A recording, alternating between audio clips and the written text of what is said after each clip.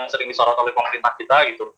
Ya karena memang renewal principle. Tapi kalau capaian kurikulum spiritual keagamannya meningkat, pengendalian dirinya gitu, atau apakah ada hal yang lain gitu sehingga sebagian itu tidak menerapkan preskriptif ya.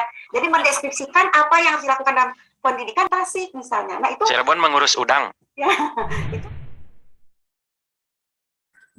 Bismillahirrahmanirrahim. Assalamualaikum warahmatullahi wabarakatuh. Waalaikumsalam warahmatullahi wabarakatuh. Selamat sore dan salam sejahtera bagi kita semua. Alhamdulillah hari ini kita masih tetap bisa melaksanakan perkuliahan. Mudah-mudahan tetap dalam keadaan sehat walafiat, tetap semangat dan ada dalam lindungan Allah Subhanahu wa taala. Amin ya rabbal alamin. Hari ini kita akan mengkaji tentang kurikulum ya sebagai landasan teori khusus yang bersifat preskriptif, yaitu tentang konsep kurikulum. Untuk mempersingkat waktu, maka dipersilahkan Pak Kamal ya yang akan menyajikan. Ya. Sebentar saya.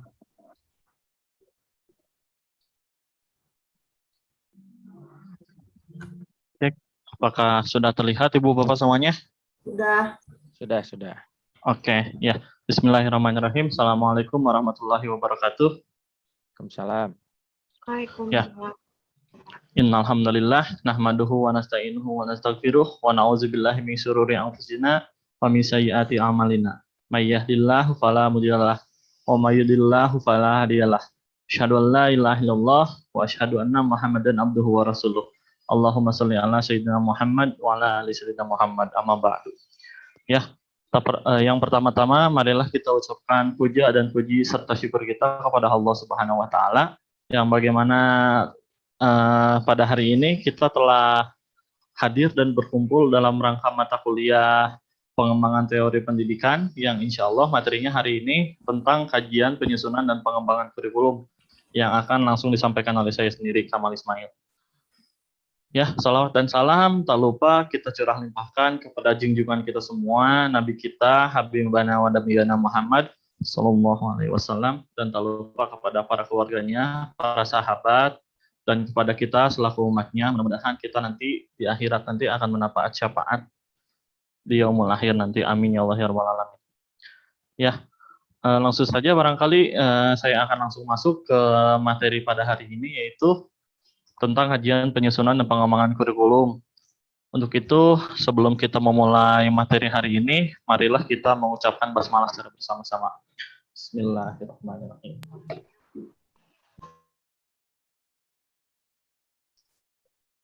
Ya, langsung ke materi yang pertama, yaitu yang tentang konsep kurikulum. Yang pertama yaitu tentang pengertian kurikulum. Nah, di sini secara etimologis berasal dari bahasa Yunani, yaitu sarir yang artinya pelari dan kurer yang berasal dari dunia olahraga pada zaman Romawi kuno Yunani, yaitu mengandung pengertian suatu jarak yang harus ditempuh oleh pelari dari garis start sampai finish. Nah, secara etimologis, istilah kurikulum dipergunakan dalam dunia pendidikan dengan pengertian sejumlah pengetahuan atau mata pelajaran yang harus ditempuh atau diselesaikan oleh siswa untuk mencapai suatu tingkatan atau ijazah. Nah, untuk selanjutnya itu pengertian kurikulum sebagai pengalaman belajar mengandung makna bahwa kurikulum adalah seluruh kegiatan yang dilakukan oleh anak didik, baik dalam sekolah maupun luar sekolah, asalkan kegiatan tersebut di bawah tanggung jawab dan monitoring guru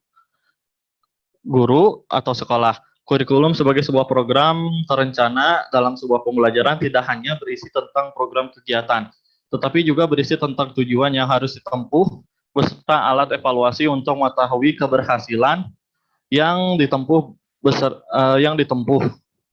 Di samping itu juga berisi tentang alat atau media yang diharapkan mampu menunjang pencapaian dari tujuan tersebut.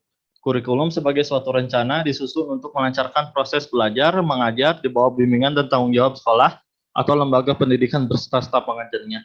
Jadi kurikulum adalah suatu program pendidikan yang berisikan berbagai bahan ajar atau pengalaman belajar yang diprogramkan, direncanakan, dan dirancang secara sistemik atas dasar norma-norma yang berlaku dan dijadikan pedoman dalam proses pembelajaran bagi tenaga pendidikan dan peserta didik untuk mencapai tujuan pendidikan. Nah, di sini kita akan masuk ke konsep kurikulum. Nah, di sini konsep kurikulum berkembang sejalan dengan perkembangan teori dan praktik pendidikan dan juga bervariasi dengan aliran atau teori pendidikan yang dianut. Yang selanjutnya, konsep dasar dari kurikulum itu sendiri yaitu mengenai suatu konsep yang berkembang sejarah dengan perkembangan teori dan praktik pendidikan. Konsep kurikulum dapat juga berarti suatu konsep yang bervariasi sesuai dengan aliran atau teori pendidikan yang dianut. Perkembangan teori kurikulum tidak dapat dilepas dari sejarah perkembangannya. Perkembangan kurikulum telah dimulai pada tahun 1890 dengan tulisan Charles dan McMurray, tetapi secara definitif berawal pada hasil karya Franklin Babbitt tahun 1998. Nah, Maurice dan Johnson membedakan antara kurikulum dengan pengajaran. Yang membedakan antara keduanya yaitu pengajaran merupakan interaksi siswa dengan lingkungan sekitar. Sedangkan kurikulum adalah rentetan hasil belajar yang diharapkan atau sebagai tujuan. Suatu kurikulum juga dapat digambarkan sebagai dokumen tertulis sebagai hasil persetujuan bersama antar para penyusun kurikulum dan pemegang kebijaksanaan pendidikan dengan masyarakat. Suatu kurikulum juga dapat mencakup lingkungan tertentu, suatu sekolah atau suatu kabupaten, provinsi ataupun seluruh negara. Nah, kita lanjut itu untuk kurikulum jadi sesuai dengan bidang studi, yaitu untuk mengembangkan ilmu tentang kurikulum dan sistem kurikulum. Mereka yang mendalami bidang kurikulum mempelajari konsep-konsep dasar tentang kurikulum melalui studi kepustakaan dan berbagai kegiatan penelitian dan percobaan. Mereka menemukan hal-hal baru yang dapat memperkaya dan memperkuat bidang studi kurikulum.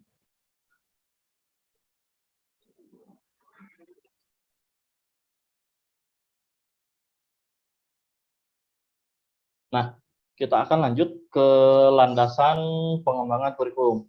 Kurikulum merupakan rancangan pendidikan yang mencakup memiliki kedudukan cukup sentral dalam pengembangan pendidikan. Oleh sebab itu, dibutuhkan landasan yang kuat dalam pengembangan kurikulum agar pendidikan dapat menghasilkan manusia-manusia yang berkualitas. Nah, di sini untuk yang menjadi landasannya di sini terbagi jadi 3, yaitu ada landasan filosofis, landasan psikologis, dan landasan sosial budaya.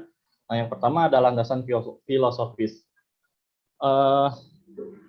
Dalam landasan filosofis, filsafat membahas segala permasalahan manusia, termasuk pendidikan, yang disebut filsafat pendidikan.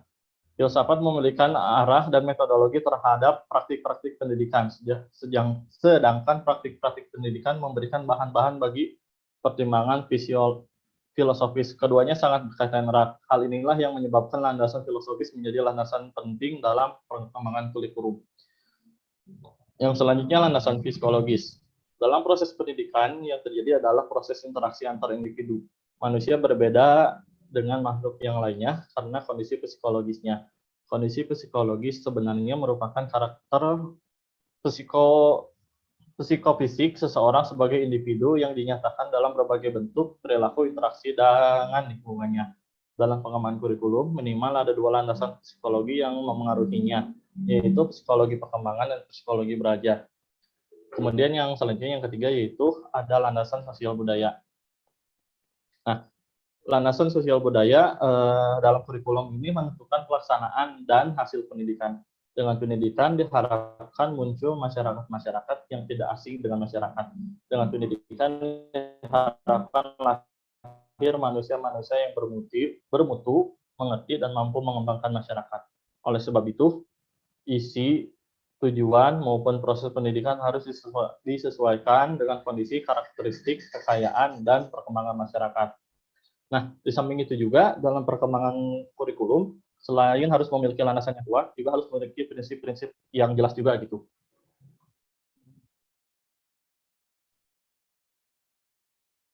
Nah, kita lanjut ke komponen-komponen pengembangan kurikulum. Nah, kurikulum tersendiri itu memiliki 5 komponen utama, yaitu yang pertama ada tujuan, yang kedua ada isi atau materi, yang ketiga ada metode atau strategi pencapaian tujuan belajar, Dan yang kelima itu ada organisasi kurikulum, dan yang kelima ada evaluasi. Nah, yang pertama tujuan. Di sini menurut Undang-Undang Nomor 20 Tahun 2003 tentang Sistem Pendidikan Nasional. Nah, di sini pendidikan nasional berfungsi mengembangkan kemampuan dan membentuk watak serta peradaban bangsa yang bermartabat dalam rangka mencerdaskan kehidupan bangsa, bertujuan untuk berkembangnya potensi peserta didik agar menjadi manusia yang beriman dan bertakwa kepada Tuhan Yang Maha Esa, berakhlak mulia, sehat, berilmu, cakap, kreatif, mandiri, dan menjadi warga negara yang demokrasi serta bertanggung jawab. Nah, kita lanjutkan juga dalam Permendiknas nomor 22 tahun 2007 dikemukakan bahwa tujuan pendidikan tingkat satuan pendidikan dasar dan menengah dirumuskan mengacu pada tujuan umum dalam pendidikan berikut. Yang pertama di sini ada tujuan pendidikan dasar, meletakkan dasar kecerdasan, pengetahuan, kepribadian, akhlak mulia, serta keterampilan untuk hidup mandiri dalam mengikuti pendidikan lebih lanjut. Nah, yang kedua, tujuan pendidikan menengah adalah meningkatkan kecerdasan, pengetahuan, kepribadian, akhlak mulia, serta keterampilan untuk hidup mandiri dan mengikuti pendidikan lebih lanjut. Dan yang ketiga, yaitu tujuan pendidikan menengah kejuruan adalah meningkatkan kecerdasan, pengetahuan, kepribadian, akhlak mulia, serta keterampilan untuk hidup mandiri dalam mengikuti pendidikan lebih lanjut sesuai kejuruannya. Tujuan pendidikan institusional tersebut kemudian dijabarkan lagi ke dalam tujuan kulikuler, yaitu tujuan pendidikan yang ingin dicapai dari setiap mata pelajaran yang dikembangkan di setiap sekolah atau satuan pendidikan. Nah, di sini kita lanjut. Tujuan pembelajaran merupakan tujuan pendidikan yang lebih lanjut yang secara operasional yang hendak akan dicapai oleh setiap kegiatan pembelajaran dari setiap mata pelajaran. Pada tingkat operasional ini, tujuan pendidikan dirumuskan lebih bersifat spesifik dan lebih mengembangkan tentang tujuan pendidikan yang lebih lanjutnya gitu. Tujuan pendidikan tingkat operasional ini lebih mengembangkan perubahan perilaku spesifik apa yang hendak dicapai peserta didik melalui proses pembelajaran. Nah, kemudian merujuk kepada pemikiran Bloom, maka perubahan perilaku tersebut meliputi perubahan dalam aspek kognitif, afektif, dan psikomotor. Keberhasilan pencapaian tujuan pembelajaran pada tingkat operasional ini akan menentukan terhadap keberhasilan tujuan pendidikan pada tingkat berikutnya. Terlepas dari rangkaian tujuan di atas, bahwa perumusan tujuan kurikulum sangat erat kaitannya dengan tujuan filsafat yang melandasinya.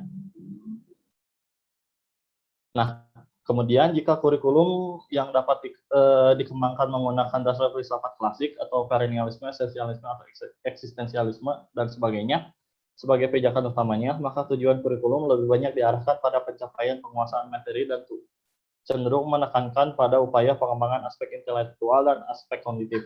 Apabila kurikulum yang dikembangkan menggunakan filsafat progresivisme sebagai pijakan utamanya, maka tujuan pendidikan lebih diarahkan pada proses pengembangan dan aktualisasi diri peserta didik dan lebih berorientasi pada upaya pengembangan aspek afektif. Pengembangan kurikulum dengan menggunakan filsafat rekonstruksivisme sebagai dasar utamanya, maka tujuan pendidikan banyak dialihkan pada upaya pemecahan masalah sosial dan krusial dan kemampuan bekerja sama. Sementara kurikulum yang dikembangkan dengan menggunakan dasar filosofi teknologi pendidikan dan teori pendidikan teknologis, maka tujuan utamanya akan diarahkan kepada pencapaian kompetensi. Nah, kita berlanjut kepada model kurikulum. Nah, di sini yang dimaksud dengan model konsep kurikulum itu sendiri yaitu model kurikulum tertentu yang dilahirkan dari suatu paham filsafat, psikologi, atau sosiologi, termasuk di dalamnya yaitu tentang dengan sistem politik serta ilmu pengetahuan tertentu, di mana berbeda pandangan atas hakikat kehidupan dengan manusia yang baik serta bagaimana mewujudkannya akan melahirkan model pendidikan atau kurikulum yang berbeda pula. Setidaknya dikenal subjek akademik, subjek kurikulum pribadi, model kurikulum rekonstruksi sosial, dan model kurikulum teknologis. Nah, barangkali di sini secara garis besarnya akan saya jelaskan sedikit. Yang pertama yaitu ada kurikulum subjek akademis. Merupakan kurikulum yang bertujuan untuk mewariskan nilai-nilai dan ajaran-ajaran yang sudah dikembangkan oleh para ahli di masa lalu kepada generasi muda masa kini. Oleh karena itu, materi pembelajaran dalam kurikulum ini adalah apa-apa yang terdapat pada buku-buku tua besar, termasuk dalamnya kitab-kitab suci. Peserta didik diharapkan dapat menguasai isi dari buku-buku atau kitab-kitab itu. Nah, yang kedua, kurikulum pribadi, yaitu model konsep kurikulum yang didesain dan dikembangkan untuk mengembangkan pribadi peserta didik secara optimal. Materi ajar tidak terpaku pada suatu bidang studi tertentu, tetapi disesuaikan dengan minat dan bakat peserta didik. Peserta didik diberi keleluasaan untuk mempelajari segala sesuatunya. Sedangkan guru bertugas memberikan layanan yang baik atas kebutuhan peserta didik. Yang ketiga yaitu ada kurikulum rekonstruksi sosial. Merupakan model kurikulum yang menekankan pentingnya pengembangan individu sebagai pribadi dan sebagai anggota masyarakat. Nah, oleh karena itu, pendidikan adalah proses dan upaya memperbaiki situasi dan kondisi masyarakat di mana individu tersebut berada. Isi pendidikan diupayakan seoptimal mungkin dikaitkan dengan keadaan dan kebutuhan masyarakat, sehingga siswa bisa mengenal keadaan masyarakat dan berkontribusi terhadap masyarakat. Untuk itu, siswa akan mendapat penekanan pada upaya pemecahan masalah dalam kehidupan masyarakat. Namun, itu juga tidak berarti mengabaikan materi ajar yang telah ada atau telah disusun dalam suatu bidang studi dalam subjek akademiknya. Hanya saja materi yang ada di dalam bidang studi itu diberikan atau dipelajari siswa bukan hanya sekadar untuk menguasai konten, tetapi digunakan untuk perbaikan dan pemecahan masalah sosial yang ada juga. Yang keempat yaitu model kurikulum teknologis. Nah, kurikulum ini dikembangkan berdasarkan pada kerangka berpikir teknologis yang berbasis pada ilmu pengetahuan ilmiah. Kurikulum teknologis memiliki sifat hampir sama dengan kurikulum subjek akademik, yaitu untuk mentransfer. Akan tetapi, dalam kurikulum teknologis ini, yang ditransfer adalah ilmu pengetahuan dan teknologi yang harus dikuasai siswa untuk melakukan suatu bidang kegiatan tertentu. Bukan nilai-nilai yang dianggap baik pada masa lampau. Meskipun mungkin ada nilai-nilai masa lampau yang akan dipelajari, akan tetapi dalam tujuan untuk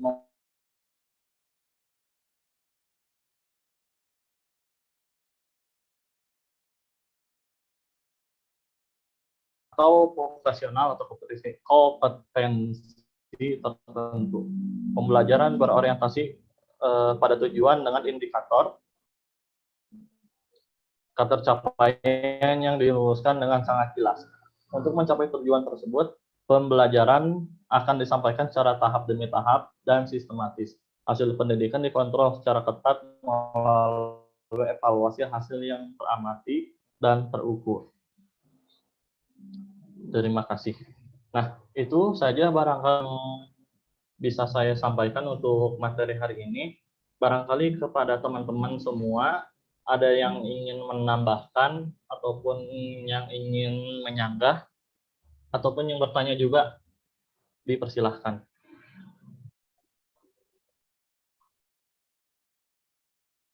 Barangkali kita break dulu sebentar, karena di sini sedang azan.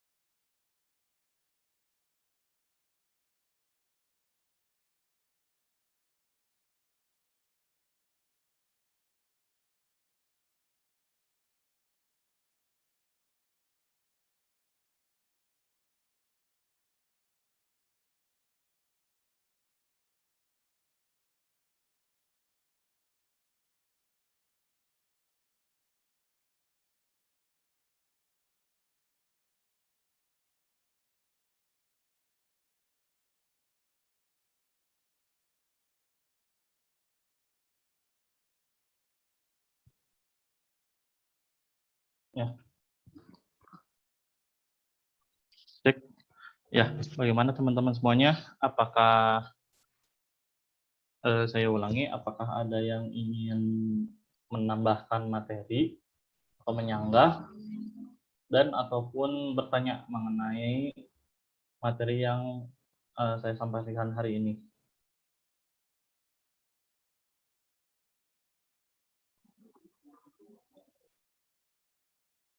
Silakan kepada Kang Nizan, Kang Arif, Kang Iman juga apabila ada yang ingin ditanyakan, atau Teh Siti juga. Ya, bismillahirrahmanirrahim. Assalamualaikum. Kang Kamal, saya izin bertanya. Ya, dipersilahkan Teh Siti. Ya, tadi sebenarnya saya sedikit terganggu dengan sinyal gitu tadi pas Kang Kamal menjelaskan atau menampilkan materi. Nah, yang saya ingin tanyakan itu untuk penyusunan kurikulum itu kan pasti ada faktor yang mempengaruhi pengembangan kurikulum tersebut gitu ya. Nah, yang saya ingin tanyakan itu apa saja sih faktornya jika ada memang ada pengaruh gitu yang mempengaruhi kurikulum itu apa saja sih faktornya? Kemudian yang saya ingin tanyakan juga mengapa sih dalam kurun waktu tertentu kurikulum sekolah itu harus selalu ditinjau kembali untuk dikembangkan? Mungkin seperti itu, Kang Kamal. Ya, Bagaimana ya. Kang Kamal? Apa mudah Ya, dipahami pertanyaan dari saya? Ya. Ya. Ya, dipahami. Ya, terima kasih Kang Kamal. Sama-sama.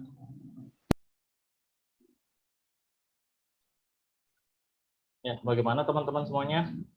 Apakah ada yang ingin ditanyakan kembali? Atau saya langsung jawab dulu aja ya pertanyaan pertama dari Teh Siti, yaitu terkait dengan penyusunan kurikulum ya, bagaimana hal yang melandasinya. Nah, seperti yang tadi dijelaskan, itu kembali lagi kepada kalau berbicara mengenai pengembangan kurikulum itu bisa kita kaitkan dengan adapun landasan filosofisnya, kemudian landasan psikologisnya, dan yang ketiga itu landasan sosial budayanya.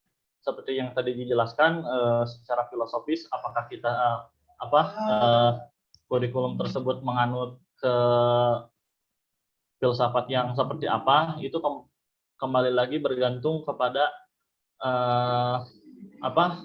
ideologis yang dianut oleh masing-masing dari satuan pendidikan tersebut.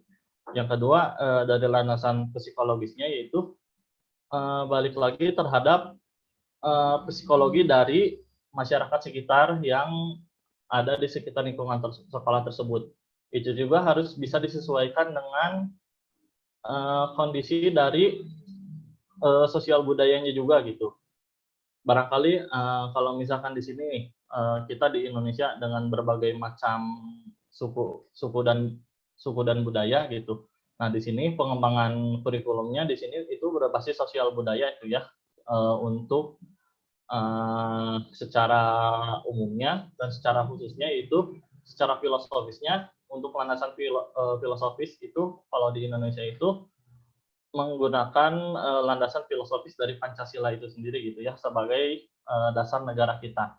Dan mungkin yang selanjutnya yaitu mengapa kurikulum akan ditinjau beberapa misalkan dalam beberapa waktu itu ditinjau gitu.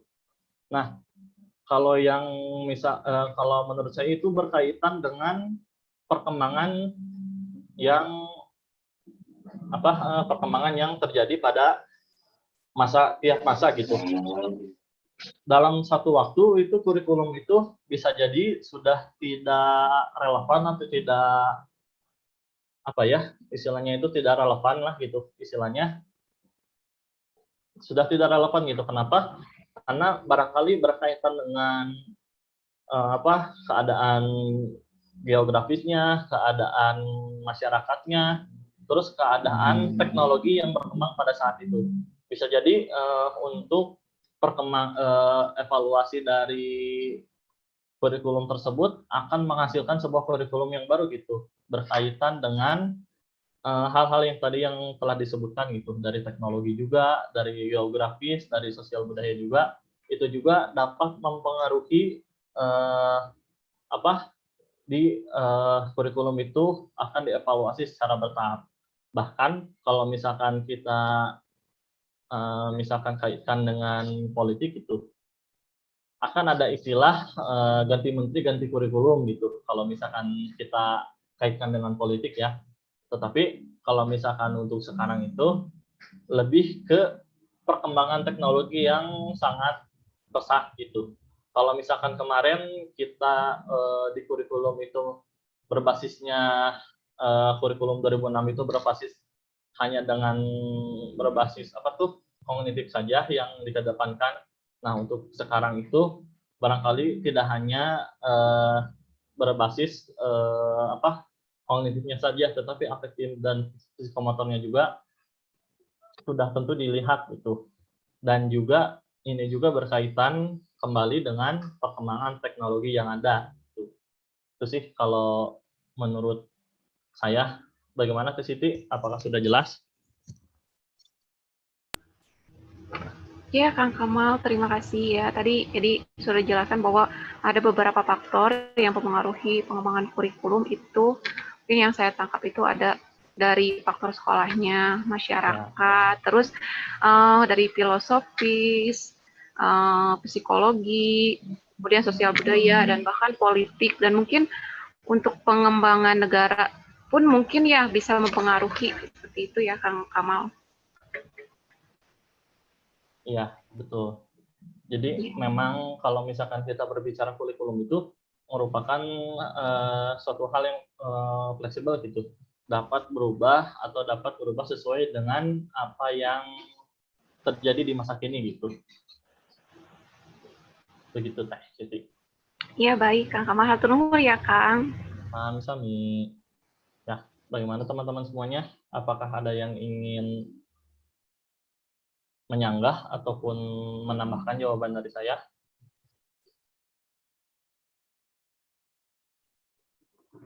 Ya, barangkali dari Pak Ari dan Bu Pupun, bagaimana dengan jawaban dari saya gitu? Dan dari pertanyaan dari Teh Siti juga gitu, apakah ada yang ingin dikomentari? Ya, Bu Pupun, mangga. Ini Kang Kamal luar biasa ya, PowerPoint-nya, background-nya bagus banget gitu ya. Yang tadi sangat ringkas pemaparannya. Dan pertanyaan yang umum memang diwakil oleh Teh Siti bahwa memang kurikulum kadang-kadang dikenai hukum tidak tertulis bahwa ganti menteri, ganti kurikulum. Dan apa sesungguhnya yang melatar belakangi perubahan itu? Kalau yang saya baca, itu memang di dalam kurikulum ada istilah prinsip fleksibilitas. Nah, sayangnya memang prinsip-prinsip ini di dalam PowerPoint Kang Kamal mungkin ada di dalam makalahnya, tetapi pada slide nomor 5 itu judul besarnya adalah komponen dan prinsip pengembangan kurikulum, tetapi di dalamnya hanya berisi tentang 5 komponen utama. Prinsip-prinsip seperti flexibility, elasticity yang tadi akan menjawab pertanyaan Teh Siti itu belum muncul. Bahwa kurikulum itu menganut prinsip fleksibilitas dan elastisitas tergantung pada kondisi yang berubah, changing the world. Jadi perubahan global dunia juga yang mempengaruhi gitu. Dan ini berhubungan dengan salah satu prinsip yang lain adalah renewal principle, bahwa memang kurikulum itu harus selalu mengalami perubahan begitu. Dan ada prinsip yang lain adalah looking forward principle, ada principle of integration, jadi mengintegrasikan antara kognitif atau semua potensi manusia, baik itu unsur sikap, psikomotor, dan pengalaman, dan teori, dan seterusnya. Ada activity principle. Banyak sekali prinsip-prinsip yang bisa digunakan untuk memberikan gambaran tambahan terkait dengan pengembangan kurikulum. Nah, untuk pertanyaan Teh Siti, jawabannya bisa direspon melalui memang kurikulum dikembangkan ada prinsip elastisitas, fleksibilitas, dan renewal principle. Jadi ada pembaharuan di dalam pengembangan kurikulum. Saya kira itu mungkin tambahannya. Jadi di bagian PowerPoint tentang prinsip ini agak kurang muncul. Atau memang tidak di PowerPoint tapi ada di makalah? Ada namanya Pak. Di makalah ada prinsip-prinsipnya. Oh iya. Di Ada. makalah Kang Kamal prinsip-prinsip kurikulumnya ada, pengembangan kurikulumnya.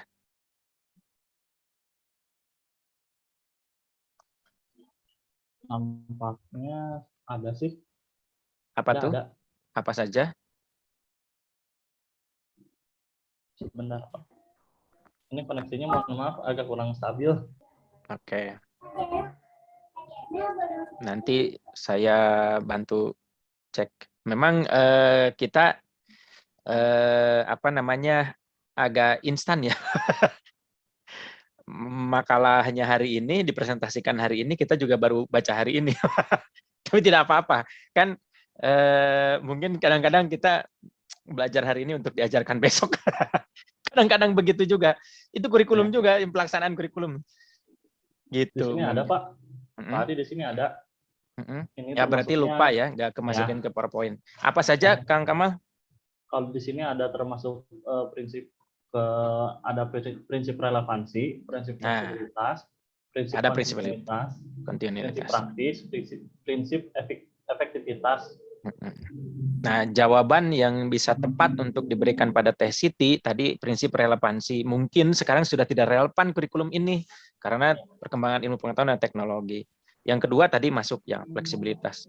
Kalau dari sumber yang saya miliki itu ada renewal principle kalau sebagai tambahan pada bagian ini. Jadi memang kurikulum akan selalu mengalami pembaharuan. Saya kira itu untuk sementara tambahan dari respon bagi Teh Siti ya. Itu adalah Mangga Bu. Ya, sedikit menambahkan dari Pak Ari tadi bahwa tadi sudah dijelaskan dari konsep pengertian kurikulum saja bahwa kurikulum itu dalam arti luas segala sesuatu yang ditempuh dalam pembelajaran kan ya, mulai sarana, prasarana segala macam termasuk itu adalah kurikulum. Jadi segala sesuatu yang ada dan ditempuh yang dilakukan dalam pembelajaran disebut kurikulum. Itu dalam arti luas, dalam arti sempit adalah sama dengan mata pelajaran ya. Nah, kembali lagi kepada konsep tadi yang tanyakan Bu Siti bahwa kenapa selalu berubah ya kurikulum itu tadi sudah jelas dijelaskan oleh Pak Ari, itu ada salah satu prinsipnya fleksibilitas, relevansi, kontinuitas ya, efektivitas tadi sudah dijelaskan. Sehingga di sini juga dipertegas tadi oleh Pak Kamal sudah dijelaskan ada salah satu landasannya adalah sosioantropologis. Di situ mungkin kita harus melihat bahwa budaya, kemudian komunikasi itu selalu fleksibel tergantung situasi dan kondisi sekarang. Maksudnya misalnya ada era di 4.0, sekarang mau 5.0, itu seperti itu kan akan berbeda komunikasi. Kalau sebelum 4.0 komunikasi itu bisa dengan tatap muka, bisa dengan melalui media cetak. Nah, sekarang 4.0 itu lebih ke teknologi, ke komputer dan lain sebagainya. Itu berarti harus ada perubahan gitu ya. Landasan sosiokultural yang dipakai yang ada sekarang ini dijadikan pijakan bagaimana mengembangkan kurikulum.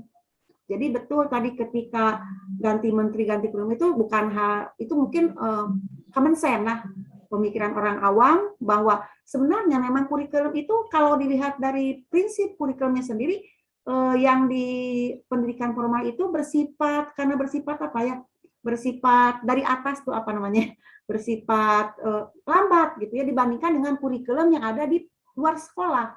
Luar sekolah ini kalau ada perubahan saat ini besok dirubah. Nah kalau di kita nunggu dulu, dimonep dulu sekian tahun baru dirubah. Nah ini ada keterbatasan, misalnya kurikulum 2013 itu dirubah karena hasil sebelumnya itu tahun sebelum 2013. Sekarang 2013 sudah berubah lagi. Yang masih harus tetap gitu ya. Sudah berubah lagi. Ini juga harus dirubah. Jadi selama 5 tahun, mungkin kenapa 5 tahun sekali itu? Karena mungkin program yang satu periode itu pembangunan dalam jangka pendeknya kan 5 tahun ya. Nah ini mungkin salah satu prinsipnya untuk dimonetnya itu minimal 5 tahun. Tidak ada yang 2 tahun, 1 tahun. Ini mungkin keterlambatan juga kalau dilihat dari prinsip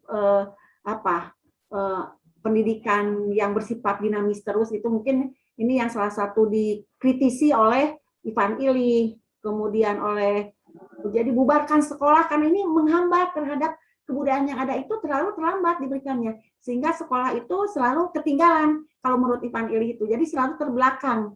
Akhirnya ini karena keterlambatan kurikulum itu bersifat birokrasinya sangat tinggi kalau pendidikan formal itu, jadi menunggu dari kebijakan di atas. Makanya mungkin ada kebijakan lain, ada hidden kurikulum yang ada di kepala kita ini yang bisa merubah setiap saat, itu mungkin yang dalam arti fleksibilitas di sini.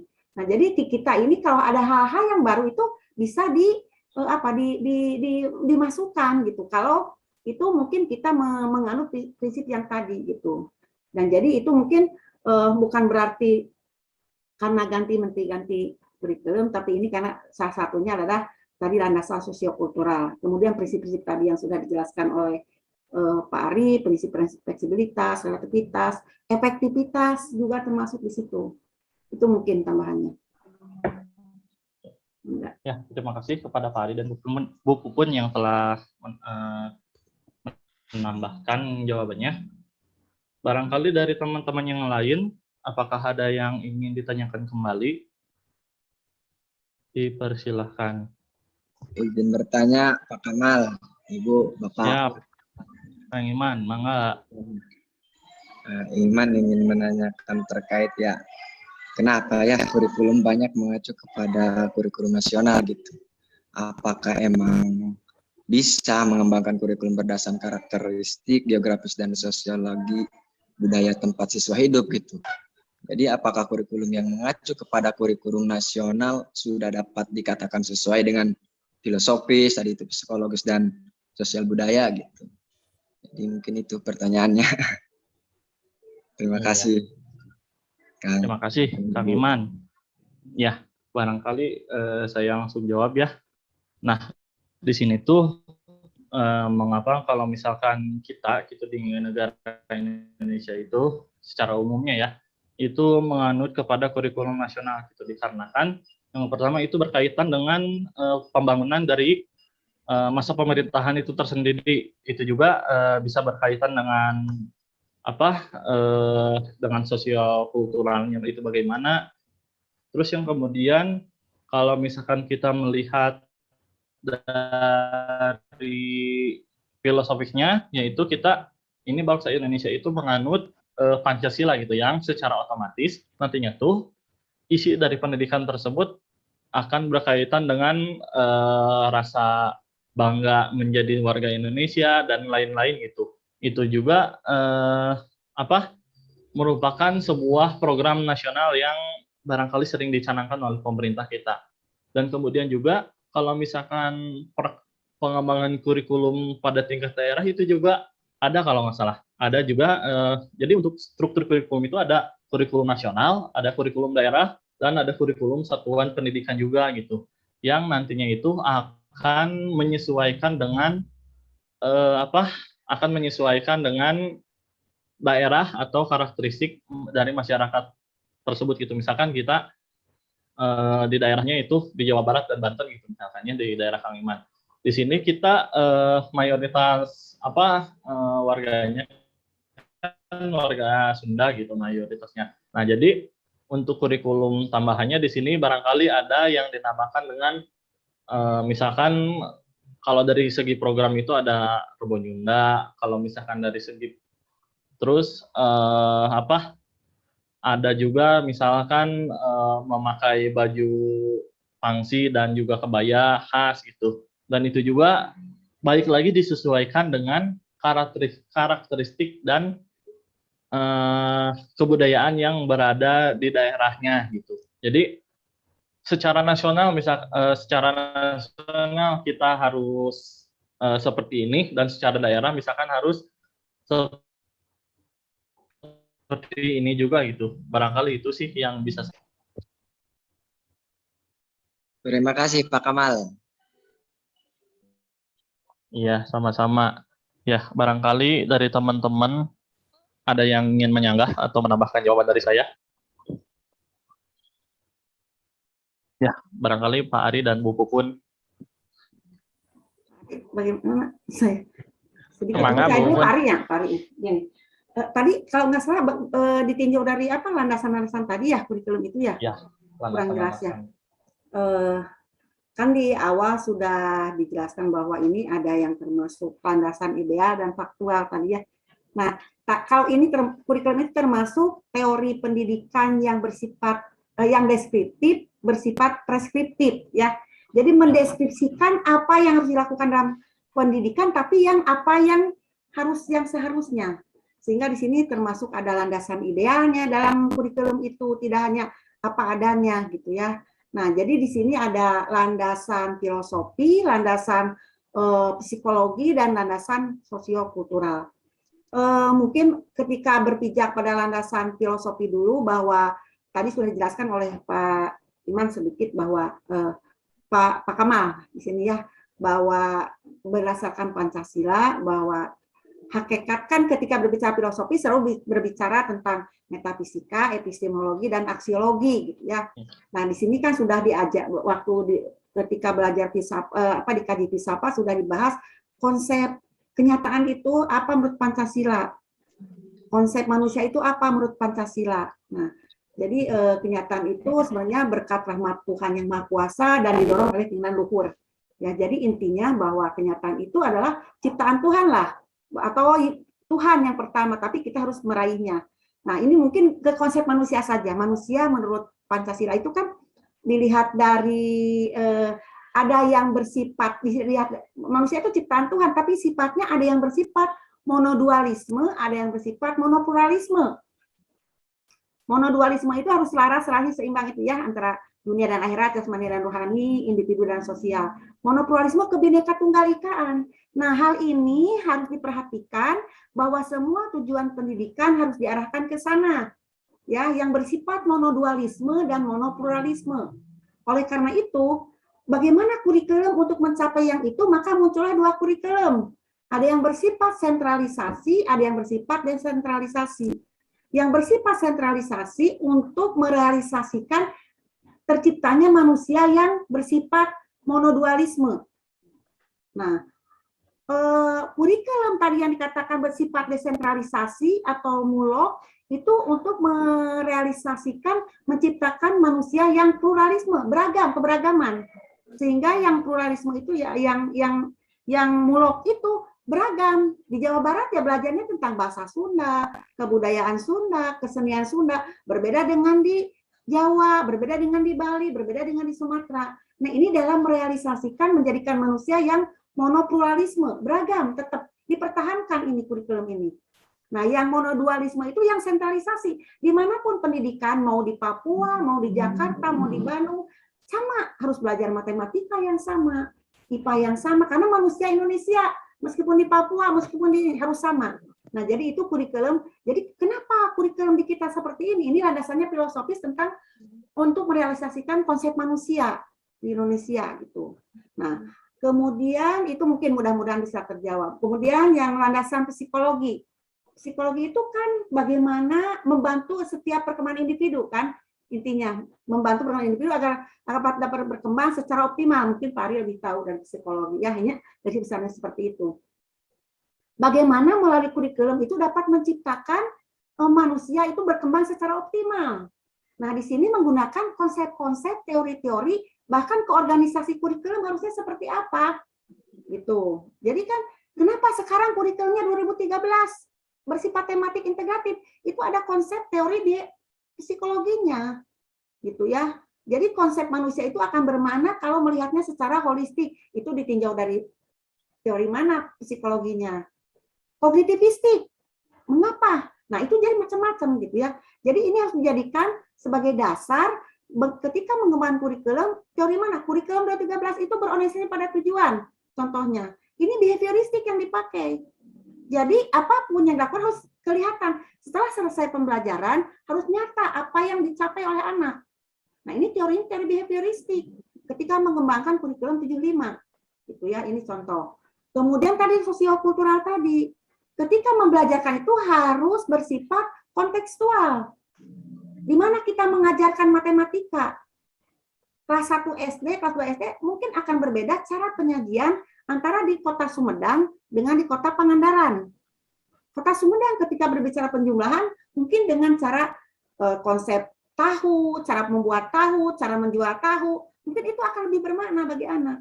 Tapi kalau di Pangandaran, bagaimana tentang konsep membuat apa mungkin ikan apa mungkin ikan yang bagaimana pemasarannya itu dikaitkan dengan matematika, bagaimana konsep ekonomi yang dikembangkannya itu IPS dan segala macam.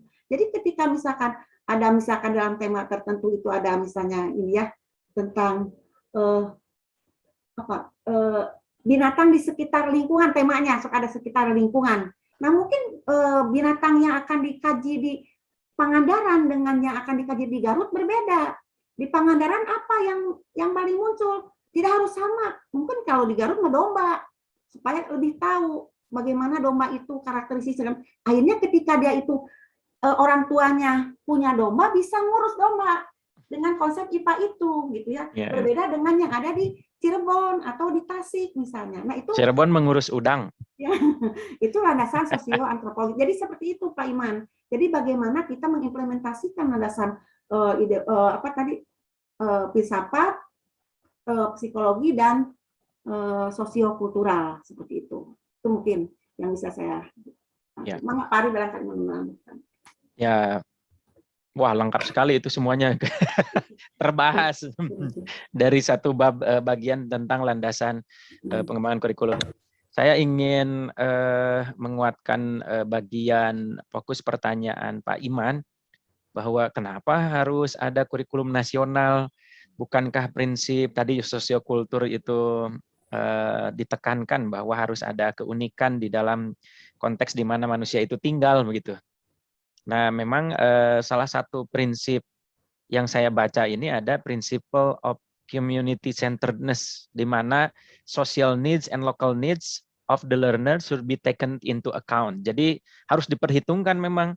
Nah, tetapi sebagai tambahan kontekstual, tadi ada manusia yang kalau dalam prinsip pendidikan multikultur, budaya itu memandang manusia ada like every other, ada yang mirip dengan semua orang. Berarti kurikulumnya sama semua tuh. Ada like some other. Nah, itu berarti ada yang beberapa orang mirip, yaitu misalnya tadi disebutkan dari Cirebon, khususnya seperti ini. Kadang-kadang kan ini sekarang kampus daerah juga dibuat spesifikasi berbeda ya antara Serang, Cibiru, dibedakan sesuai dengan konteks ininya, pengembangan tujuan pengembangannya. Itu memenuhi prinsip like, dalam prinsip multibudaya itu ada prinsip like some other, mirip, manusia itu mirip dengan beberapa orang.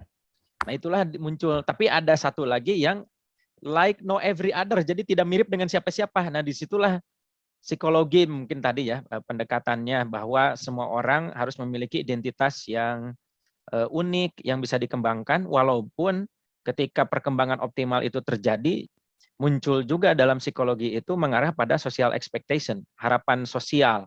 Lagi-lagi harapan sosial ini menjadi dasar kenapa kurikulum itu bisa kita tambahkan sesuai dengan kebutuhan di lingkungan masing-masing. Walaupun kurikulum nasional juga penting karena Pancasila untuk menyatukan, kemudian Bhinneka Tunggal Ika, yang saya anggap kurikulum yang ada sekarang itu seperti skeleton lah, kerangka yang sifatnya core kurikulum intinya ada, tetapi nanti bisa diserahkan. Kalau dulu sih kan ada KTSP itu kurikulum tingkat satuan pendidikan kan, jadi masing-masing satuan pendidikan itu boleh mengembangkan secara bebas kurikulumnya. Tetapi karena di kita itu silaturahimnya bagus, orang Bandung punya saudara di Garut. Kemudian telepon, Ibu, gaduh RPPI itu, nyuhunkan. Jadi akhirnya sama aja kurikulumnya. Tidak kurikulum tingkat satuan pendidikan. pemerintahan jadi narik, sudahlah bikin kurikulum yang terpusat. Akhirnya karena silaturahim kita bagus ya, saling contek apa segala macam. Ya tidak apa-apa. Tapi pada dasarnya teori yang melandasinya atau prinsipnya tadi ada prinsip atau landasan kultural, atau landasan budaya, landasan sosial, kemudian psikologis, dan filosofis. Nah, untuk pertanyaan Pak Iman tadi mungkin agak cenderung ke yang sosiokulturnya, keunikan di lingkungan budayanya. Itu mungkin tambahannya Pak Iman. Pak Iman selalu lagi di sekolah pada saat kita kuliah? Iya, Pak. Wah, luar biasa. Nah, di situ mungkin melimpah ya wifi-nya. Alhamdulillah. Ya. Oh, Pak Iman jadi kepala sekolah, jangan. Amin. Amin gitu Pak Iman. Ya, Makasih itu mungkin. Ibu, Bapak. Ya. Sangat masukannya sangat luar biasa, Iman. Banyak yang nggak tahu. Silakan Kang Kamal.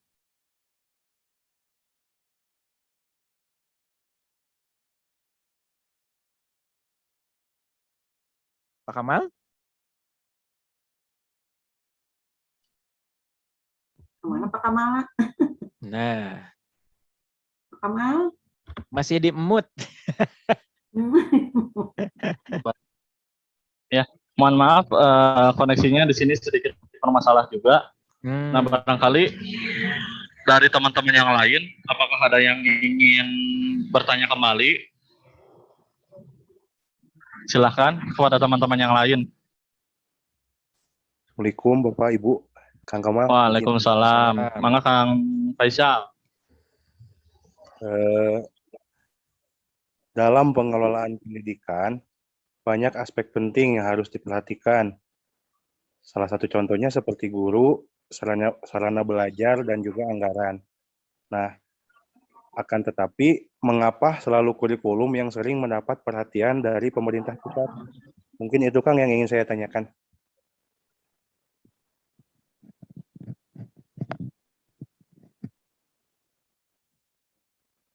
Dapat ditangkap Kang pertanyaannya?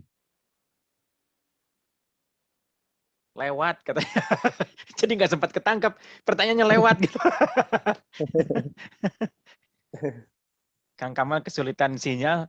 Nanti insya Allah minggu depan Kang Kamal akan berdua satu frame dengan Pak Imam. Pak Iman. Karena di sana sinyalnya melimpah. Jauh Pak, itu mah di Banten. Di Banten. Ongkosnya repot ya, Teh Ainan. Ya, mohon maaf.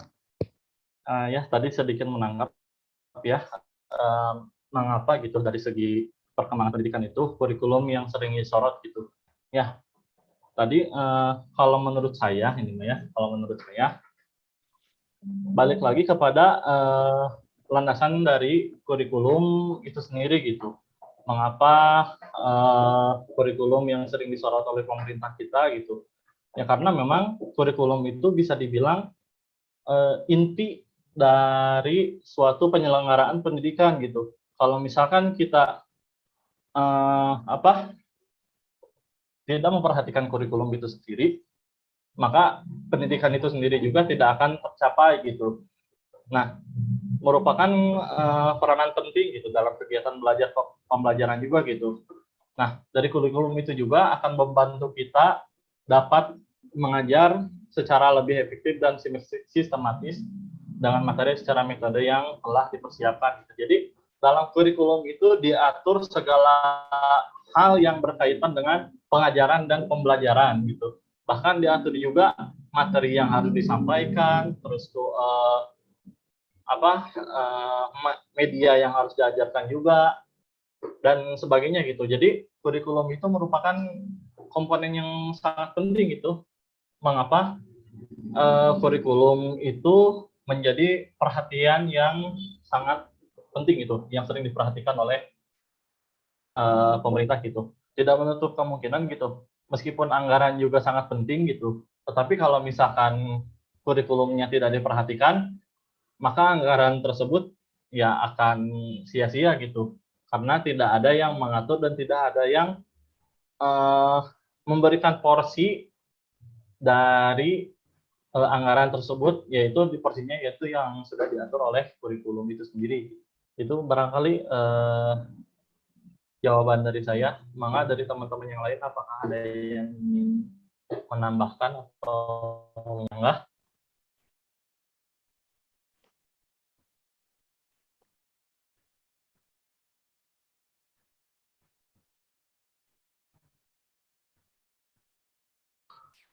Ya, bagaimana Kang Faisal?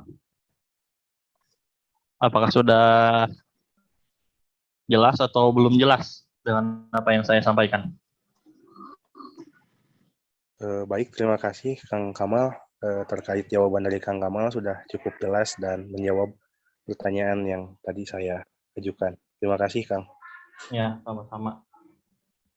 Barangkali dari teman-teman yang lain, dari Teh Ainan, dari Teh Siti, Kang Burhan, Kang Rahman, Kang Nizan, Kang Arif, apakah ada yang ingin disanggah ataupun ditambahkan jawaban dari saya?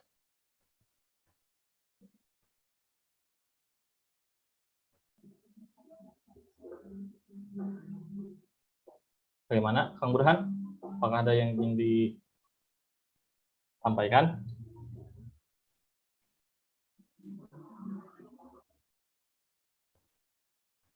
Tetap, Kang. Oh, siap. Oke. Ya. Kang Burhan mah tinggalnya di Cimahi. Cicekap. Cicekap. Cicekap wae. Iya. Cicekap wae. Ya. Mangga atuh dilajengkeun ka bukukeun sareng Ya. Arif. Mangga Bu. Ya, nuhun sakedikah sebenarnya sudah terjawab oleh Pak Kemal, tapi mungkin Pak hanya menambahkan mengapa yang disorot oleh pemerintah itu aspek kurikulum, ya. Sebenarnya tadi sudah jelaskan bahwa kurikulum itu yang akan mendeskripsikan apa yang harus kita sampaikan dalam pembelajaran, mulai dari tujuannya, materinya, medianya, alatnya, evaluasinya, dan sebagainya. Ini menjadikan patokan bagaimana pendidikan harus dilaksanakan. Sebenarnya ketika kurikulum itu menjadi suatu inovasi dalam pendidikan, maka inovasi ini akan disebarkan melalui akan disosialisasikan. Sudah jelas di sini pasti pihak pendidiknya juga akan diberikan pengarahan, penjelasan. Jadi secara tidak langsung, karena ini garapannya kurikulum, siapa yang harus menyampaikan kurikulum pasti ini akan dijadikan akan diberikan juga. Jadi tidak begitu kurikulum dijadikan gurunya dibiarkan, tidak. Kemudian dalam kurikulum ini ada media ini, ada ini pasti akan dipersiapkan juga. Hanya secara tidak langsung keseluruhan pendidikan akan dijadikan, akan dibawa ke mana seperti apa, ya kurikulum lah yang akan mendeskripsikan semuanya. Apa peran guru, medianya apa, alatnya apa, kemudian materinya apa. Ini ketika sudah jadi inovasi, maka di situ akan langsung otomatis kepada gurunya bagaimana ada sosialisasinya atau pembinaan atau semacam penataran gitu. Ada media yang disiapkan oleh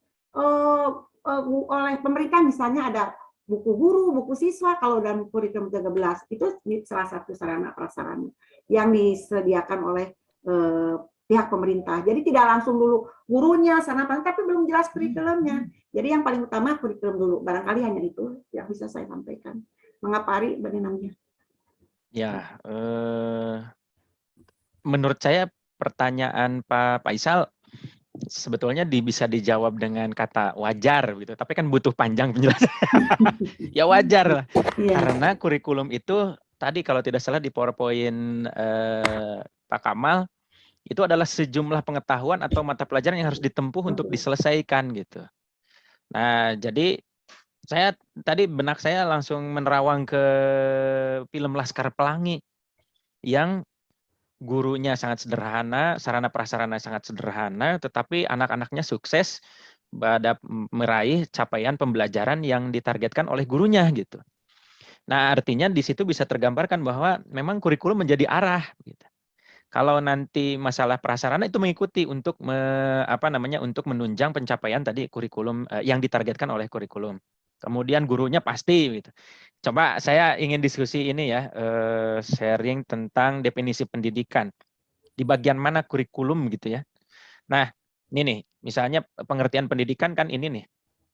Pendidikan adalah usaha sadar dan terencana, mewujudkan suasana belajar dan proses pembelajaran agar peserta didik aktif, mengembangkan potensi memiliki. Nah, untuk memiliki kekuatan spiritual keagamaan, pengendalian diri, kepribadian, kecerdasan, akhlak mulia, ini kan targetnya kan. Nah, kemudian situasinya harus seperti apa dalam pembelajaran, suasananya, prosesnya, usahanya sadar dan terencana. Jadi yang ditargetkan ini, walaupun suasananya bagaimana, tapi kalau capaian kurikulum spiritual keagamannya meningkat, pengendalian dirinya bagus, kepribadiannya sehat, cerdas, akhlak mulia, terampilannya itu lengkap, saya pikir ya sisanya akan mengikuti. Nah, lebih bagus yang mengikuti itu mendukung pada pencapaian target kurikulum. Nah, itu barangkali. Nah, oleh karena itu pembicaraan ini dari Pak Faisal ini akan lari pada pembahasan hidden kurikulum. Nah, barangkali Pak Kamal punya gambaran sedikit apa itu hidden kurikulum.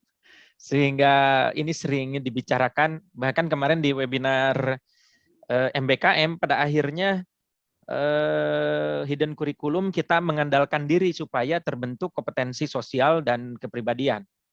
Karena pada kompetensi inti yang lain, profesional dan pedagogik itu sangat diperkuat pada S1 misalnya. Tapi untuk dua kompetensi yang lain itu kapan meinikannya? Kecuali diintegrasikan di dalam hidden kurikulum. Nah, apa dan bagaimana hidden kurikulum? Pak Kamal akan memberikan penjelasan lebih lanjut. Silakan Pak Kamal. Ini kalau moderator itu kayak begini sebetulnya. Ya. Silakan Pak Kamal. Kalau menurut saya hidden kurikulum itu barangkali apa ya? Kurikulum sesuai dengan namanya gitu. Kurikulum yang tersembunyi gitu. Kurikulum yang istilahnya mah secara resmi memang tidak dicantumkan di dalam kurikulum, baik itu kurikulum nasional maupun kurikulum dari satuan tingkat KTSP-nya gitu, kurikulum tingkat satuan pendidikannya gitu. Dalam artian kurikulum ini, hidden kurikulum ini apa ya, istilahnya itu ada program di dalam program gitu, program di dalam program dalam artian ada suatu program penunjang yang artinya itu tidak resmi diterapkan oleh pemerintah kita gitu. Yang dalam hal ini misalkan kalau di dalam kurikulum nasional itu dijelaskan mengenai bagaimana cara untuk merawat lingkungan. Nah, kalau misalkan di hidden kurikulum itu diajarkan bagaimana cara kita cara kita untuk mencintai alam, cara untuk mencintai lingkungan dan lain-lain. Hal-hal yang berkaitan dengan kurikulum yang sudah dicantumkan oleh pemerintah. Nah, namun itu semuanya istilahnya itu tersirat di dalam kurikulum itu sendiri gitu. Itu barangkali kalau menurut saya.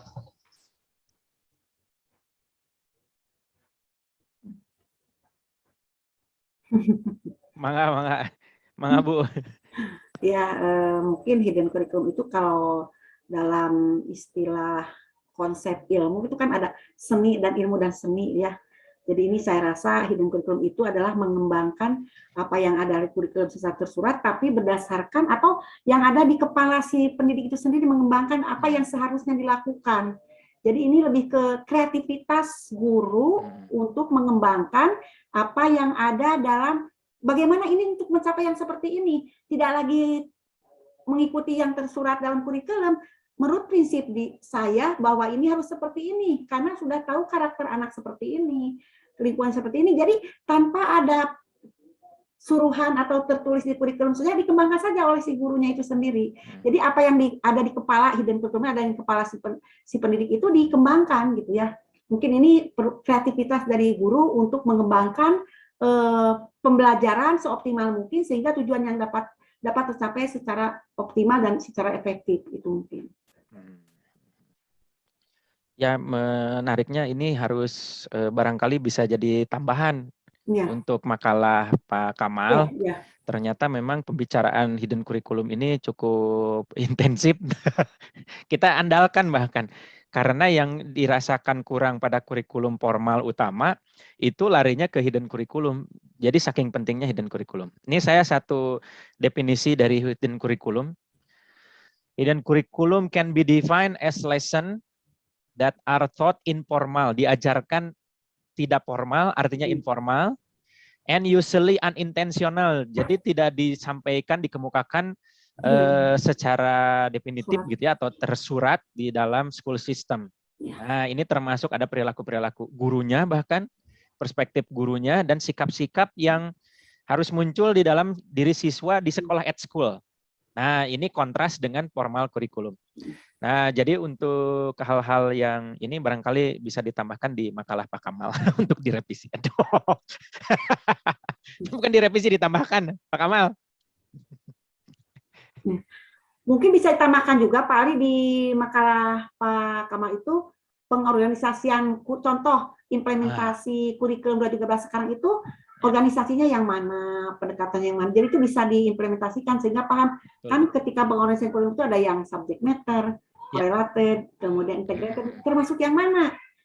Karena banyak yang salah tafsir gitu. Padahal kurikulum 13 itu, nah ini silahkan dipertajam, diimplementasikan dari organisasi kurikulum itu. Kalau sekarang kurikulum 13 termasuknya organisasi yang mana?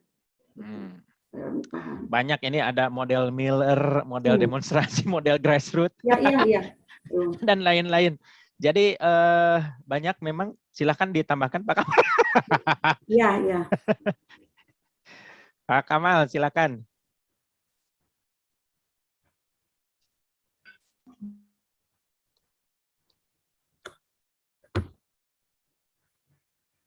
Mana Pak Kamal? Halo Pak Kamal.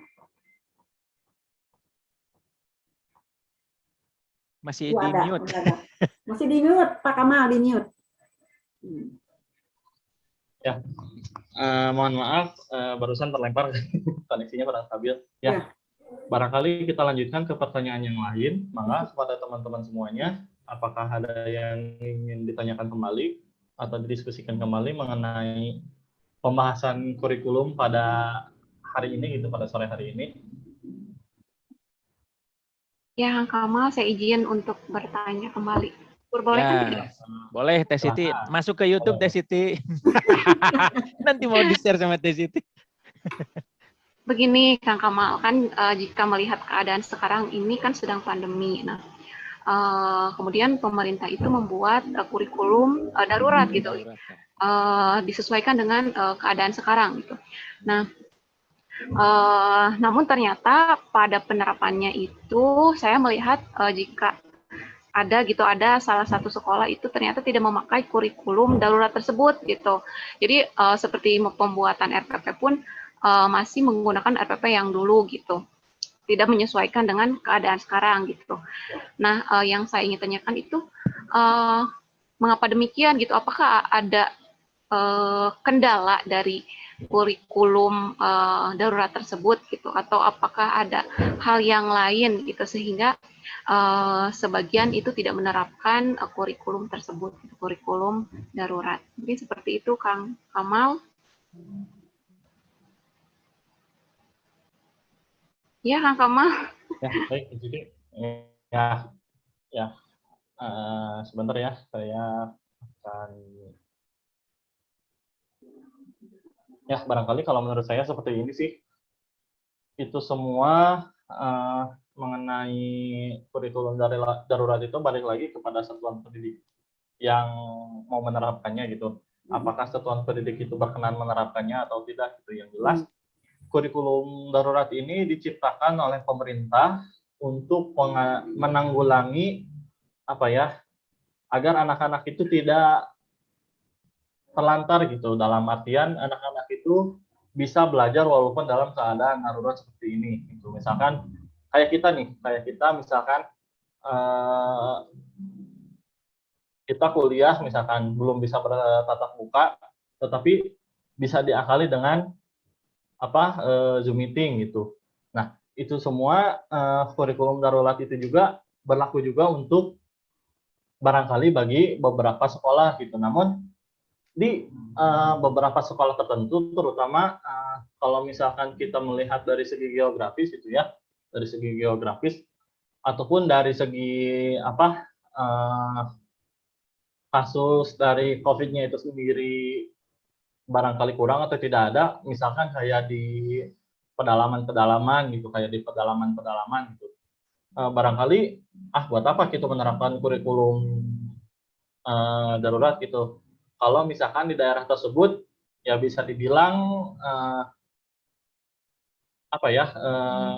tidak kasusnya itu sendiri rendah, bahkan kalau misalkan ini mah tidak ada sama sekali kasus gitu. Misalkan contohnya kalau nggak salah itu kayak di Baduy gitu misalkan. Kayak di Baduy itu kalau nggak salah saya pernah melihat berita bahwa di Baduy itu tidak ada kasus COVID gitu. Ya karena dikarenakan mereka itu sudah istilahnya mah sangat menjaga sekali adat dan istiadatnya gitu. Itu juga kembali berlaku kepada adat dan istiadat dan balik lagi kepada ini sih, balik lagi kepada keunikan budayanya yang ada di sekitar gitu. Itu mungkin barangkali kalau misalkan argumentasi dari saya. Bagaimana ke Siti? Apakah belum puas? Halo? Ya, Kang Kamal, mungkin menurut Kang Kamal itu disesuaikan gitu ya dengan lingkungan sekitar. Nah, mungkin berbeda pendapatnya jika menurut Pak Ari ataupun Bu Pupun. Ya, sedikit Pak Ari menambahkan dulu saya. Jadi Bu Siti, kan ini kurikulum itu adalah yang disodorkan sekarang kurikulum ini ada suatu kurikulum alternatif yang harus dipilih. Apakah mau dipakai atau tidak itu ada keputusannya, jangan karena kebijakan harus dipakai. Nah inilah harus berpikir kritis itu di situ Bu Siti. Nah kalau seandainya ini tidak memungkinkan dipakai dan memungkinkannya sekarang, kenapa tidak? Nah ini pilihan ketika mau pakai atau tidak itu kita harus berdasarkan suatu landasan yang kuat. Nah jadi kenapa ada orang yang tidak memakai? Nah ini kalau tidak memakainya dengan dasar yang kuat, saya rasa tidak apa-apa. Inilah yang harus dilakukan oleh seorang pendidik, membuat suatu keputusan. Kan ini teori kurikulum salah satu teori yang dijadikan dasar itu, apakah mau dipakai atau tidak itu harus punya alasan yang kuat gitu ya. Misalnya begini, ternyata saya bisa mengembangkan bahan ajar dan LKPD dengan menggunakan daring, diserahkan tapi bisa menyampaikan tujuan secara optimal. Kenapa tidak? Pakai saja yang dulu kurikulumnya kalau seandainya punya kemampuannya lebih itu. Gitu dari si pendidiknya. Jadi jangan-jangan ketika masuk dia itu menggunakan kurikulum darurat ini kan disuruh oleh pemerintah, tidak punya alasan. Nah, ini mungkin yang bahaya juga. Jadi turut munding istilahnya Bu, tidak tahu dasarnya apa. Nah ini yang bahaya, gitu ya. Tapi kalau ketika memutuskan saya mau pakai yang mana dengan alasannya apa, itu saya rasa sangat bagus. Itulah yang diharapkan. Mungkin tadi ini berhubungan dengan hidden curriculum itu di situ. Jadi kita selalu tidak mengikuti apa yang ada kurikulum secara tertulis, tapi menurut pendapat saya inilah yang paling tepat bagi anak. Enggak, silahkan. Kalau menurut saya, selama itu untuk mencapai tujuan pendidikan yang diharapkan gitu. Itu mungkin Bu Siti. Ya. Mengapa Ari? Ya, ini saya langsung baca kurikulum darurat dari Permen yang dikemukakan oleh Mas Menteri ya. Tahun 2020 saat Arabi lagi gencar-gencarnya COVID, bukan hanya pada pelaksanaan Zoom kemudian disederhanakan dan segala macam, tapi di sini kalimatnya di ayat 2 poin 1, kompetensi inti dan kompetensi dasar yang disederhanakan untuk kondisi khusus. Nah, itu jadi ada kurikulum darurat yang disederhanakan supaya tidak terjadi apa yang dimaksud dengan learning loss itu. Jadi supaya tidak learning loss, yang core kurikulum atau kurikulum intinya itu tetap ada. Di sini ada butir A tetap mengacu pada kurikulum nasional, tetapi butir satunya penjelasannya adalah ditetapkan dan disederhanakan si kompetensi inti dan kompetensi dasarnya, termasuk dalam pelaksanaan pembelajarannya. Nah, jadi ya tadi memang bersifat fleksibel, cuma Saya menduga, nanti silakan Teh Siti dikonfirmasi, guru itu sudah tahu belum tentang isi kurikulum daruratnya? Bisa tidak tahu, abdi manu iya weh, nggak apa-apa. Soalnya kan kebijakan tahun lalu itu, apapun kondisinya, semua siswa naik kelas kan, Iya, iya. sehingga lahirlah istilah learning loss itu gitu.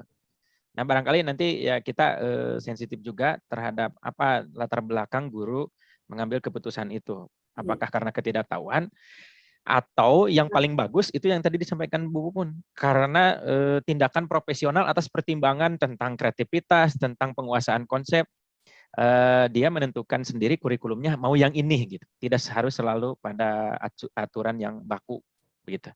Saya kira itu tambahannya, Kang Kamal.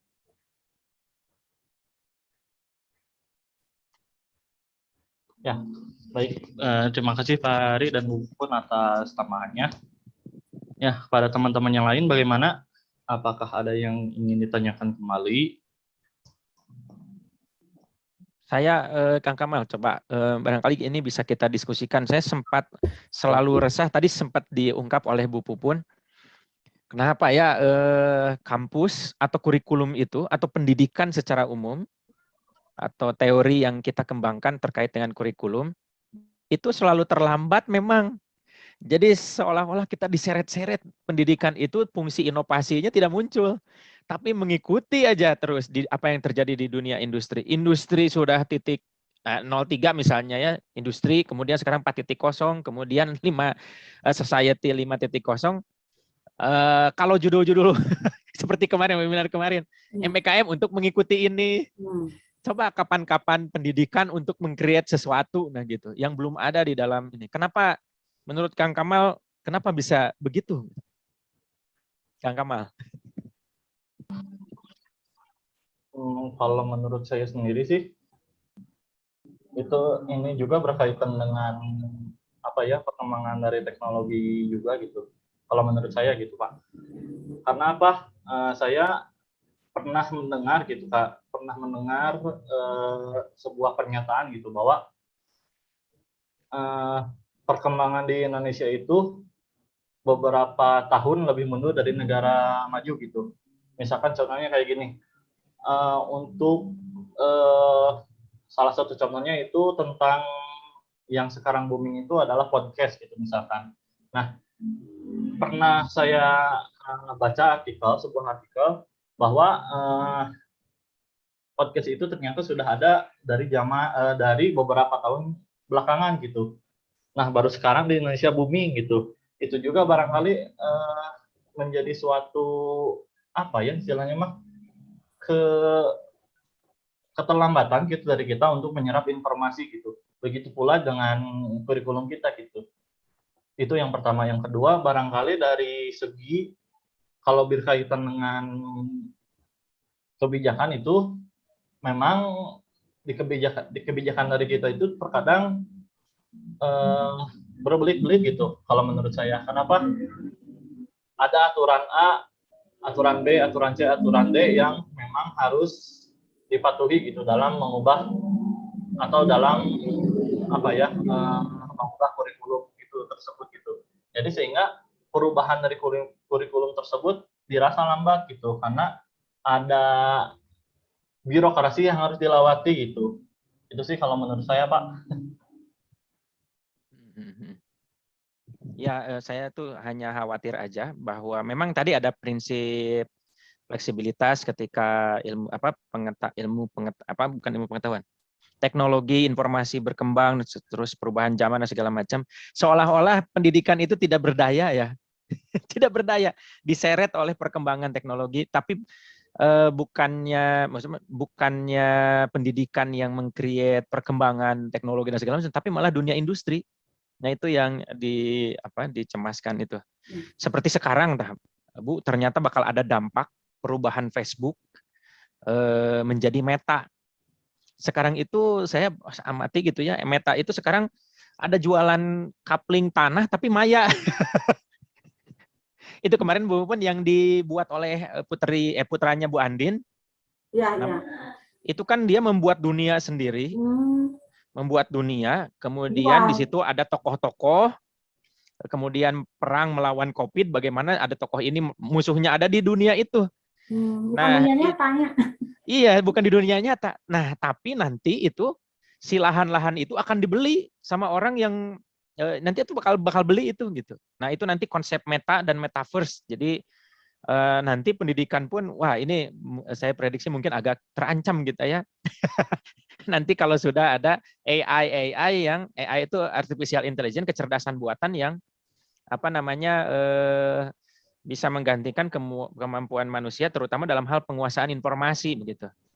Nah, walaupun kita udah sepakat ya bahwa manusia tetap tidak tergantikan dan itu harus kita bersaing. Nah, mudah-mudahan nanti pendidikan ke depan bisa menjadi pionir sebetulnya untuk perubahan, bukan pendidikan mengikuti perubahan terus. Nah, wallahu alam, ini saya masih wallahu alam, masih di dalam pemikiran. Barangkali ada pendapat oleh teknologi ya. Iya. Teknologi harus diperalat oleh pendidikan. Iya, makanya jadinya kita mengagungkan teknologi. Iya. Ya, bukan pada kajian-kajian. Ini mungkin kelemahan pendidikan ditinjau dari salah satu ilmu. Nah, itu mungkin salah satu kelemahan bahwa kalau pendidikan dari satu ilmu itu tidak akan menjadikan manusia yang utuh. Nah, ini oleh karena itu pendidikan harus ditinjau dari hal-hal yang bersifat pendekatan filosofi itu. Pendekatan filosofi ya. Betul. Kalau pendekatan tadi hanya dari aspek teknologi, dari ekonomi untung rugi, nah itu jadi satu aspek. Nah itu kalau sudah seperti itu bahaya pendidikan. Kalau sudah diimplementasikan atau ditinjau dari salah satu aspek saja. Dulu mungkin pendidikan itu gencar sama dengan pembelajaran. Jadi pendidikan itu hanya mentransfer ilmu, kan pernah terjadi seperti itu. Nah, jadi akhirnya apa? Itu dengan melalui sistem modul, sistem apa cukup pendidikan, tidak. Iya, benar, Bu. Nah, oleh karena itu maka di sini pendidikan kalau dilihat dari aspek itu kan holistik, kognitif, psikomotor gitu. Nah, itu mungkin bahayanya kalau kita meninjau dari satu aspek. Iya, betul. Jadi mungkin jawaban sementara nanti barangkali berkembang ya, Bu. Dari Bu Pupun bahwa melihat pendidikan itu perkembangannya tidak boleh hanya melihat dari satu aspek saja. Jadi ketergantungannya itu melihat pada aspek-aspek yang lain juga harus dipertimbangkan. Itu mungkin Kang Kamal. Ya. Ini juga menarik sih, Pak, kalau misalkan pendidikan kita juga pendidikan dalam arti yang luas itu tergerus sama teknologi juga gitu. Soalnya memang untuk pada saat ini akar dari pendidikan itu kan kalau kita misalkan ingin belajar sesuatu itu, kalau ingin secara mendalam pasti kita akan larinya ke filsafat gitu. Nah, dari filsafat itunya sendiri sekarang kita secara umum juga sudah jarang dipelajari gitu oleh orang-orang. Sekarang itu lebih ke materialistis, ke kapitalis gitu, lebih ke mementingkan bagaimana kita bertahan hidup, bukan bagaimana cara kita bertahan hidup gitu. Ya barangkali dari aspek dasarnya itu sendiri yang kurang kuat gitu, barangkali untuk perkembangan zaman ini gitu. Iya. Apa di PIP juga mata kuliah filsafat dihapus? Iya. Iya, betul. Kecuali Rocky Gerung ya yang berani. Iya, Rocky Gerung pernah ada satu tayangan ternyata bicara itu di ILC itu ada ulang tahun apa begitu. Bu, nanti kita simak terkait dia bicara tentang pedagogi juga dan filsafat. Pentingnya pemimpin itu sebagai pedagog. Luar biasa ke sana gitu. Ya artinya dengan mempelajari filsafat bisa luas juga cakrawala, betul. Bagus kalau ditayangkan Pari itu. Iya, nanti kapan-kapan. Betul. Baik, Kang Kamal, ada lagi? Ya, gimana? Ada lagi teman-teman semuanya? Rahainan, barangkali yang penasaran. Belum muncul itu Pak Rahman, Pak Nizan, dan Pak Arif nih. Pak Arif ini masih menampilkan foto untuk ini buku nikah gitu. Warna merah udah dikit ini kan. Pak Arif, apakah ada di tempat? Hadir, Pak. Hadir ya, Pak Nizan, ini Pak Rahman. Pak Nizan. ini nanti di YouTube-nya begini nih. Bentar ya, saya share screen live streaming. Nah, jadi yang hanya on cam saja yang muncul, sisanya tidak ada. Itu makanya hari ini Bu Siti tampil sempurna, tampil on cam. Udah tahu ya? Udah tahu. Nanti Kan akan mau diupload. di-upload. Teh Siti nanti, iya, Teh Siti nanti akan saya share. Karena yang saya mah unlisted, tidak di ini, tidak di publik. Iya. Iya, iya. Bisa Pak, caranya gimana itu Pak kalau tidak di publik? Digabung Bu, jadi si Zoom, password Zoom itu digabung dengan sistem yang ada di YouTube. Oh. Gitu. Jadi perkuliahan tuh tidak perlu di-record lagi si Zoom tuh. Ada buktinya langsung lah. Iya, iya, iya. Iya. Nah, belum bisa saya. Iya, nanti insya Allah Bu. Iya, iya, iya. Kan kita sedang diseret berarti Bu Puput. Iya, iya. Sedang diseret teknologi ini. Iya, iya, iya. Iya.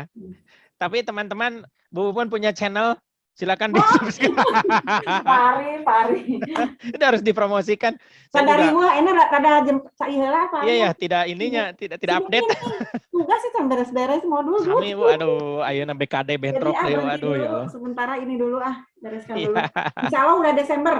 Amin. Insya Allah konsep-konsep teori nih. Barangkali ada yang masukan nanti dari Pak Ari, dari teman-teman. Iya. Teori pendidikan boleh dimasukkan nanti. Iya, betul. Gitu, mungkin. Pak Rahman. Cek Pak Rahman. Hadir, Pak. Hadir. Pak Rahman, mau mana Pak Rahman teh suruh Pak Ari. Pilih penak di jalan, Pak Rahman. Penak di jalan. Gitu mungkin Bu ada lagi ya. Pak Kamal yang lain terkait dengan kurikulum. Kalau tadi Pak Kamal lagi terlempar, Pak Kamal tadi ada masukan dari Pak Ari, tolong dimasukkan tentang yang hidden kurikulum. Kemudian bagaimana implementasi dalam kurikulum 13 itu ditinjau dari organisasi kurikulumnya, dari model-modelnya. Modelnya yang mana, termasuk yang mana itu kurikulum 13 itu. Supaya lebih diaplikasikan itu berarti tingkat pengetahuannya lebih bisa mengimplementasikan, tidak hanya sampai C2, minimal C3 Pak di makalah itu gitu ya yang diharapkan itu. Mungkin Pak. Ya. Gimana teman-teman? Apakah ada yang ingin ditanyakan kembali? Cekap ya tuh. Cekap aja. Ya, barangkali kalau misalkan tidak ada yang ditanyakan kembali di sini. Saya sedikit ada kesimpulan gitu mengenai pertemuan pada hari ini. Ya, berkaitan dengan kurikulum merupakan salah satu komponen yang memegang peranan penting dalam kegiatan belajar mengajar. Kurikulum akan membantu kita untuk dapat mengajar secara lebih efektif dan sistematis dengan materi serta metode yang telah dipersiapkan. Kita tentunya telah mengetahui bahwa kurikulum menunjukkan semua pengalaman belajar siswa di sekolah. Atas dasar pandangan tersebut diperoleh kesan bahwa sekolah dapat dipandang sebagai miniatur masyarakat, karena di dalam lingkungan sekolah, murid mempelajari segi-segi kehidupan sosial, seperti norma-norma, nilai-nilai, adat istiadat, gotong royong, kerjasama, dan lain-lain. Gitu. Semua ini mirip dengan apa yang terjadi di lingkungan masyarakat. Dengan demikian, proses pendidikan dapat diarahkan kepada pembentukan pribadi anak secara utuh dan dicapai melalui kurikulum sekolah. Ya, barangkali dicukupkan dari saya. Mohon maaf apabila ada kekurangan kata atau dari segi pengucapan kata yang kurang berkenan, mohon dimaafkan. Barangkali kita tutup untuk pertemuan hari ini dengan membaca hamdalah syahadu sama-sama. Alhamdulillahirabbil alamin. Amin. Dan ditutup dengan doa akhir majelis. Subhanaka wa bihamdika asyhadu an la ilaha illa anta. Ya, wabillahi taufiq wal hidayah. Wassalamualaikum warahmatullahi wabarakatuh. Waalaikumsalam warahmatullahi wabarakatuh. Terima kasih untuk semua. Minggu depan Pak Ari masih teori khusus pendidikan preskriptif, riset ya. Kajian riset pendidikan siapa? Riset, riset. Wah, seru nih riset. Nah, Pak Ari, ada Pak Ari. Siapa? Iman, Ibu. Wah, Pak Iman. Pak Iman ya. Kita sudah berbaik sangka sinyalnya bakal bagus. Pak Iman.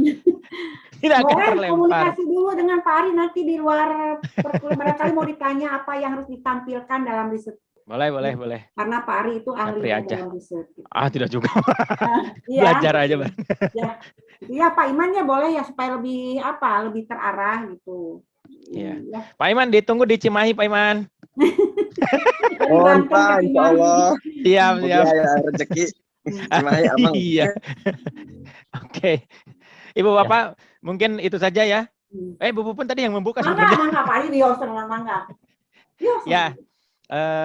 Ibu Bapak, hari ini kita banyak mendiskusikan tentang kurikulum, bagaimana itu akan sangat bermanfaat untuk peserta didik kita dan kita sebagai calon-calon pendidik dan ya tentu saja sekarang juga ya sebagai pendidik.